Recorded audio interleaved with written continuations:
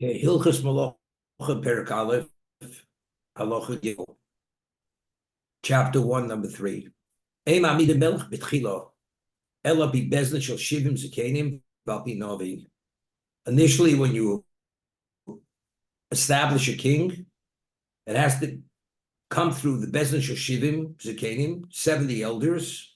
That's the High Court of Israel, and based on a prophet. Yoshua, Shemineu, Moshe Rabbeinu Bezdino. Yoshua was established as a melech, yeah? I mean, you would say Yoshua was a leader. It's clear from the Gemara in Shuas that Moshe Rabbeinu, his status was melech. He was a melech. And the laws of melech, what's the law we're going to have later if the king gives a charge and you don't follow his charge? He tells you, when you come before me, you should be wearing a green bow tie. And you come wearing a regular tie, not a bow tie.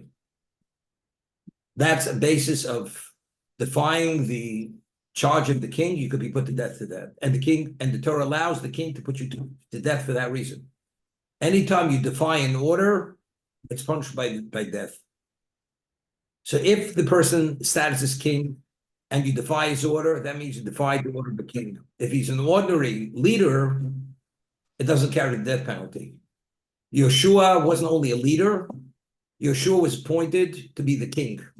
So how do we meet this criteria? See, Rambam says, Sheminu Moshe Rabbeinu. Moshe Rabbeinu was the Navi, Ubezdino, and the Bezdin of Moshe Rabbeinu, which was Shivim Zakanim. It's interesting. We find that the story of Yisro, the father of Moshe Rabbeinu, he sees Moshe Rabbeinu adjudicating all kinds of laws. And he says to his son-in-law, Moshe, it's not the way to go, because you can't do everything yourself. Ultimately, you're going to wither. You have to appoint various echelons of judges. The most difficult they'll come to you. Now, the Gemara tells us in Sanhedrin that Moshe in his own right had the status of Shivim Zakanim. Moshe Rabbeinu encompassed his dimension of person. He was the equivalent of Shivim Zakanim. To give rulings, he didn't need a court of 70 elders. He himself in his own right gave that kind of ruling. So it seems to be difficult here. He says, how was Yeshua installed as king to be Moshe Rabbeinu's successor? It was Moshe Ubezdino. Moshe and his Bezdin. So seemingly it needs to be the Sanhedrin, the Shivim Zakanim. But the question is, what do we mean the Shivim Zakanim? The Gemara says the Sanhedrin, Moshe in his own right was the equivalent of 70 elders. That's the question I'm asking.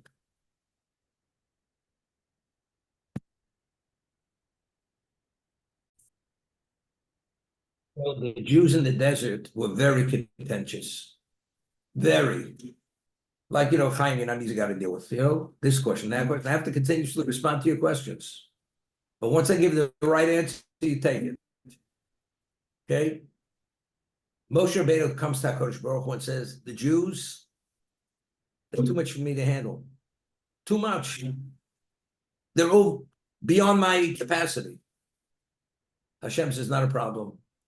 Gather Shivim Zakanim, and you will all go to the communal tent, to the old Moed, and I will pass your spirit onto them, and they will be to assist you in adjudicating and dealing with all the issues of the Jewish people. That's what Hashem said to Moshe Rabbeinu. So what happened? So now there's a question. If you take of every tribe, it's not a number that is divided by 12. You could have 70. So let's say you have so many, but you have 72. There are two extras. He took 72 pieces of parchment. He wrote on 70 of them zoking, on 2 he left blank. And he tells them to pick the lots. 70 picked piece of parchment zoking. They were chosen to go to the old Moed, to the community temple Moshe Rabbeinu. The other 2 were left out in the cold. They go in, all of a sudden, Hashem passes his ruach, the spirit of Moshe, onto these Shivim Zikanim.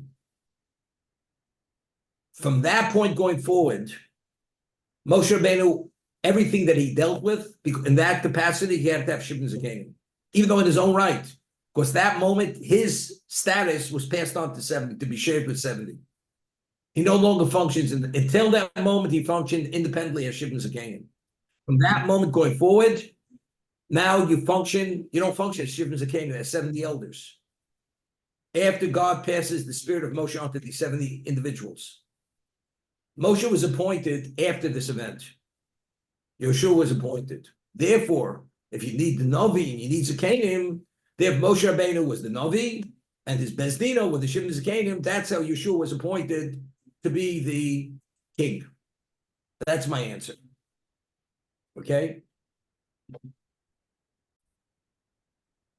Moshe believed that his son would be his successor. That's what he believed.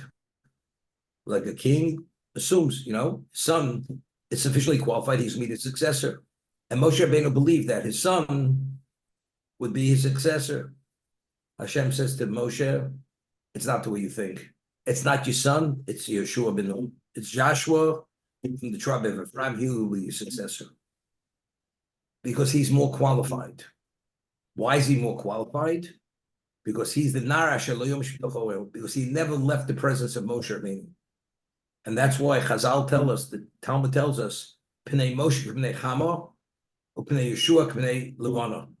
The face of Moshe was the equivalent of the sun, and Yeshua was the equivalent of the moon, reflecting every aspect of Moshe Rabbeinu. That was literally almost like a carbon copy of Moshe. That's how connected they were. Because of that, he was chosen by God to be Moshe's successor. That was chosen for that reason. Moshe believed, it's pedigree. If I'm the king, my children will be the princes now, they'll be the king. No, Yeshua is going to be the one.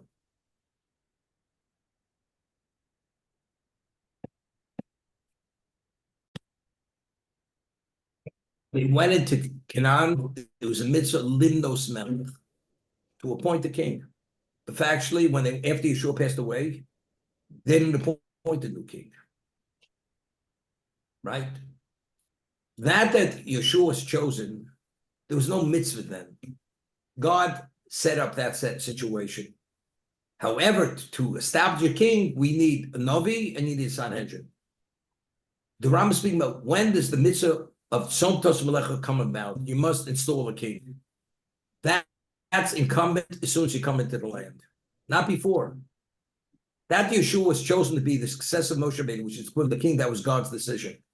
That's not because there was a mitzvah on the Jewish people to appoint a king. So what the Rambam speaks about, that's the obligation of the Jewish people to appoint a king. That was only came about with Saul. And therefore, after he was appointed by Shmuel HaNavi to become the king, he was given the charge, annihilate Amalek. He failed. He went to war, he didn't annihilate all of them. And then David was installed as king. David had finished conquering the land, and then his son Shlomo built the Beis Hamikdash.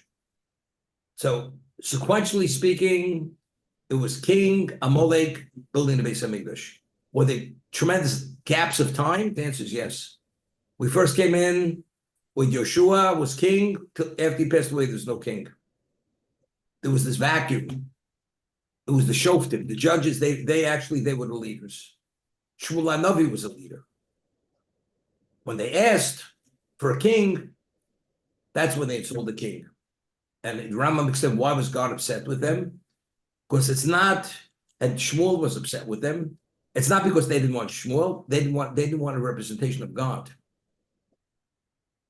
So that's what Hashem said to Shmuel. Don't be upset. It's not they rejected you. They rejected you because you represent me. So the claim against them is they wanted out. They didn't want to continue that level of relationship. Rather, I want the king because it creates a direct connection to God.